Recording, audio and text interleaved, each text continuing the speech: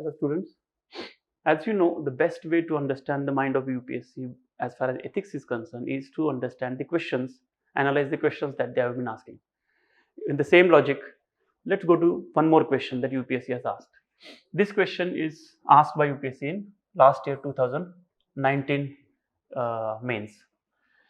Question says, what is meant by the term constitutional morality? How does one uphold constitutional morality? And when the question came last year, we were so glad to see, because it was the same with little variation. The same question was being asked in one of our test series in another institute, and we were very glad to see that. Anyway, coming to the point, it was a little variation. The second part of the question was little different. We were talking about justice and equality. They are talking about how to uphold it. But anyway, we will tackle this question first, and in the model answer of this, which will be available in the description below of this video, we will also give answer to this question also. So let's try to understand how to tackle a question, theory question in ethics paper. See, this is how we generally go with the question. When we see the question, we generally tend to think, or we have been told to think, that write introduction, write main body, write conclusion. I'm not against it. You can still go with this. But what I'm thinking is, because ethics is little different than other general studies paper, because I generally call it general sense paper rather than general studies paper, because your understanding, your clarity and your sense of ethics is what they are going to judge, rather than your study of ethics. You might have realized that if you have gone through the questions. Anyway, so when it comes to ethics, we have we have come with another model or another way of tackling the question.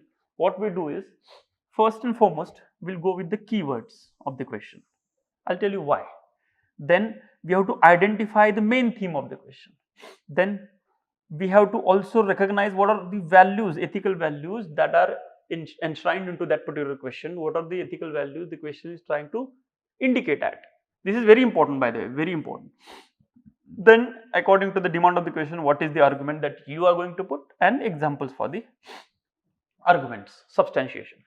If this much, if you can cover, if all the points if you can touch, I am certainly sure the answer would be closer to perfect, or closer to what it can be in that 10 minutes window that you have got for the question, 8 to 10 minutes. So let's try to tackle it. Okay.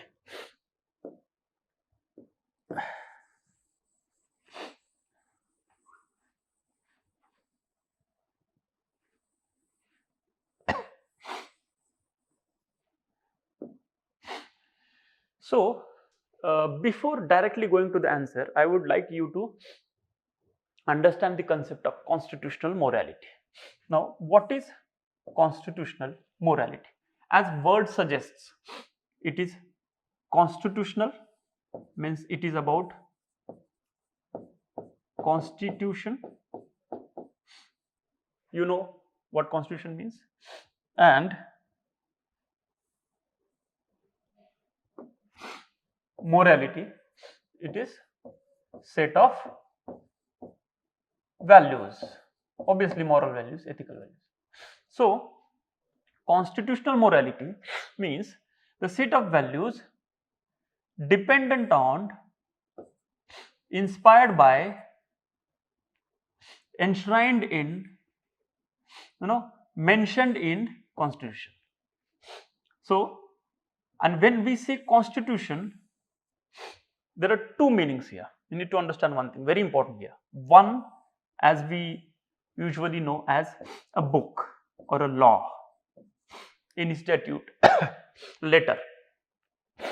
Second, it also denotes a process. Now, what is process? The process of deliberation, ठीक है, with critical analysis.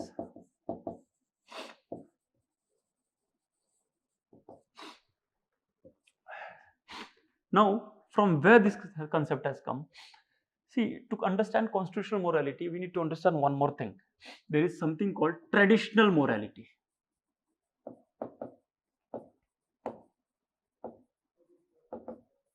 The morality which has flown down as a matter of tradition, customs, and things. But when you apply the criteria of reason, R capital, reason, you apply the criteria of reason to traditional morality. What happens is you filter it, improve it, add or remove it, some parts of it, and what remains is constitutional morality. Let's take an example. See, this particular idea was discussed very much in detail during the Constitutional Assembly debates, because according to the forefathers of our constitution, forefathers of our freedom movement, we as a nation, we're going into particular a new era or a new phase of our nation. So they thought it's logical to discuss, it's logical to analyze as to which value system, what kind of value system we are taking with us forward. For example, take example of caste system.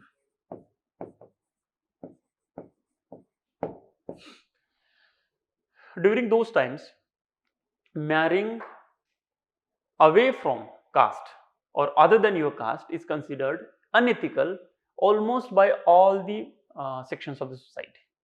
So, but this is, and then that constituted traditional morality.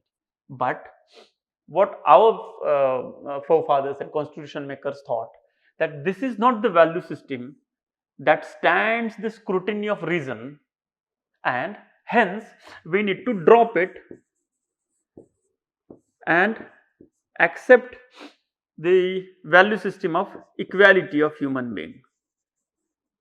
Article 14 or Article 15, non-discrimination.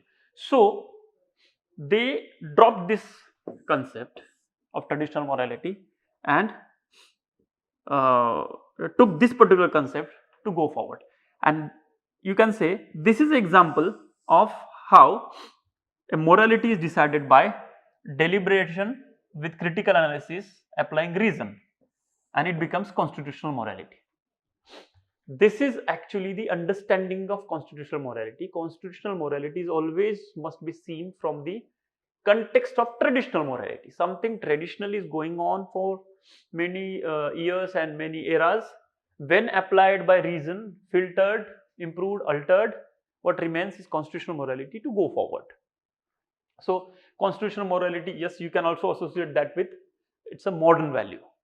When we say modern value, we talk about the era in the world after French Revolution, equality, liberty, fraternity, and concepts like that. All are part of the constitutional morality because we sit and deliberate and apply reason and decide. Tradition not always apply reasons. It applies many times convenience. It applies the customs, how it has flown down, just take it forward without applying any critical analysis. That's how traditional morality goes on. As against it, constitutional morality actually requires application of reason, and that's how constitutional morality came into picture. So this is the concept of constitutional morality. Now let's understand the question. What are the key words in the question? What is meant by? Meant by means what is its meaning? Sometimes UPSC also asks, what do you understand by? What, define the term. So you need to also understand, if the question is different, the question indicates something else, you also answer should also go in the same direction. What it meant by means what is the meaning of this term, and whatever we discussed just now is a part of the answer. Certainly you will get the model answer there, so you can read how to exactly write that part. So first part, keyword is let's come back to keyword. Meant by, then obviously constitutional morality. Then how does one uphold constitutional morality? So they are talking about upholding, meaning of constitutional morality, meaning of constitutional morality, and how to uphold. This is what the demand of the question. So what is the demand of the question? So after keywords, let's come back to the main theme. As we said, main theme means what actually question is demanding. It is demanding from you the meaning of constitutional morality and how to uphold. You need to understand this main thing.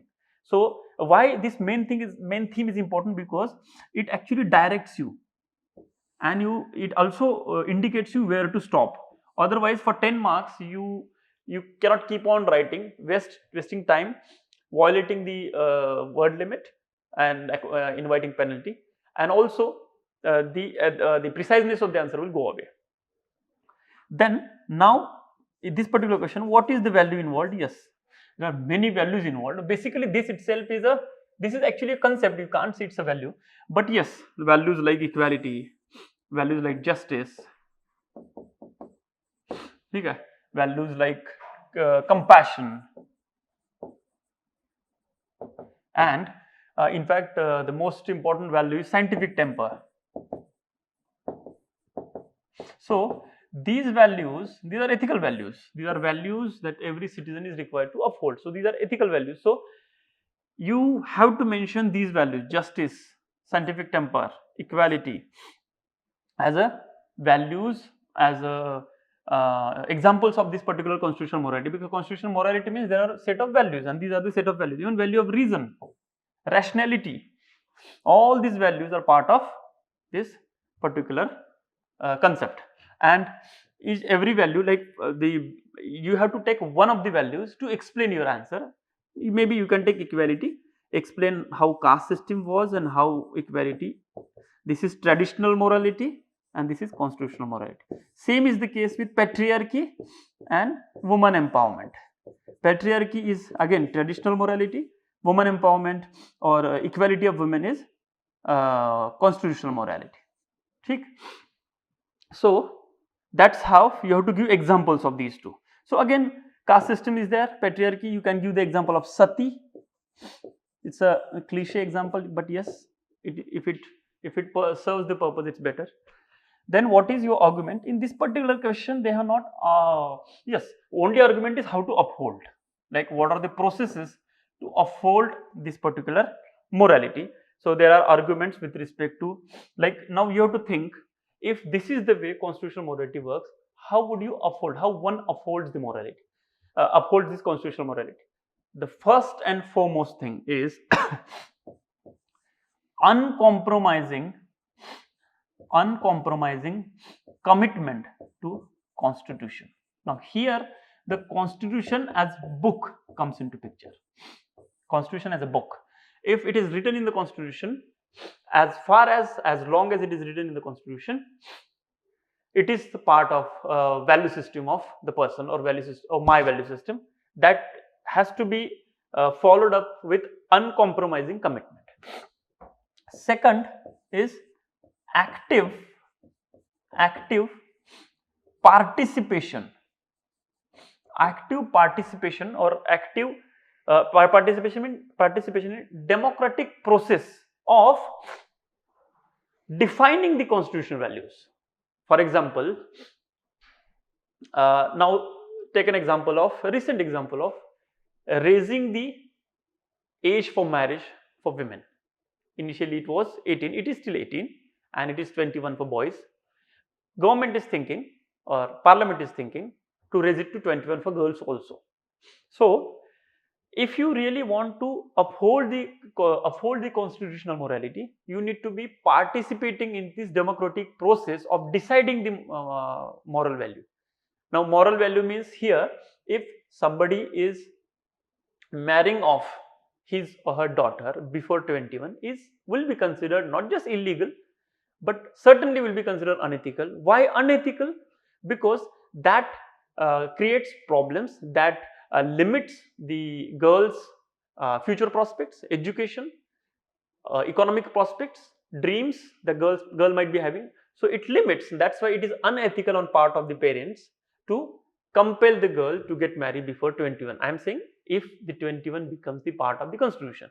So if you want to uphold, you must be part of the active participants in the democratic process of deciding the constitution. There is one more value which is very important if you really want to uphold the constitution value, and that is rationality. Now when we say rationality, we can also add with the critical reasoning. This is very important. Now why it is very important is, even if there is some value which is mentioned in the constitution as a book, in the constitution book, you should be still in the position to, still in the position to apply rationality and critical reasoning to that value, to improve it, to refine it according to the times, according to the relevance, according to the new era. So this is also a way where you can actually uphold the constitutional morality. And if you see, you can, while writing answer, you can also do one more thing, is when we are writing second part, you can say how to uphold by citizen, by administrator.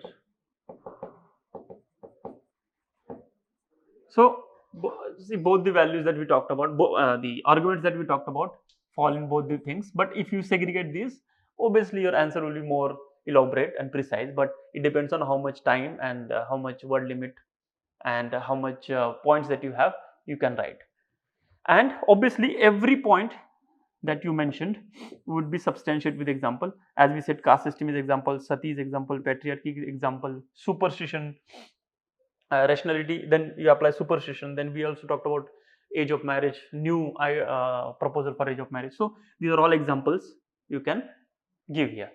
So sorry for making the board so clumsy, but I guess you understood what I'm saying. The message is reached, and this is how you need to tackle the answer.